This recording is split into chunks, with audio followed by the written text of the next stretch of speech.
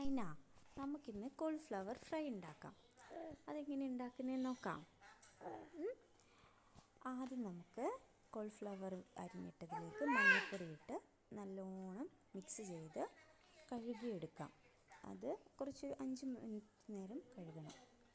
അതിന് ശേഷം ഒരു ബൗളിലേക്ക് അത്യാവശ്യത്തിന് മൈദ എടുക്കുക. അതിലേക്ക് ആവശ്യത്തിനുള്ള മുളക് പൊടി, മഞ്ഞൾപ്പൊടി ഇടുക. അതിന് ശേഷം ഉപ്പും മല്ലിയില കൂടെ നമുക്ക് അതിലേക്ക് ആഡ് ചെയ്യാം. എന്നിട്ട് വെള്ളം ചേർത്ത് അത് നല്ലോണം മിക്സ് ചെയ്തെടുക്കാം.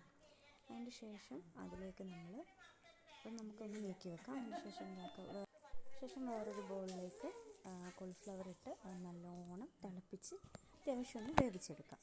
അതിന് ശേഷം മിക്സിലേക്ക് കോളിഫ്ലവർ ഇട്ട് മിക്സ് ചെയ്തെടുക്കാം. പിന്നീട് എണ്ണ തിളപ്പിച്ചതിന് ശേഷം അതിലേക്ക് കോളിഫ്ലവർ ഇട്ട് നല്ലോണം ഫ്രൈ ചെയ്തെടുക്കാം. ഒരു ഡീപ്പ് ഫ്രൈ ആവശ്യമാണ്. സിമ്മിലിട്ടിട്ട് ചെയ്യാവുന്നതാണ്. നന്നായി ബ്രൗൺ ആയതിനു ശേഷം നമുക്ക് ഇതാണ് കേട്ടോ നമ്മുടെ കോളിഫ്ലവർ ഫ്രൈ. ഈ ഒരു സ്ട്രക്ചറിലാണ് ഉണ്ടാവുക. നല്ല ടേസ്റ്റാണ്. ട്രൈ ചെയ്ത് നോക്കുക.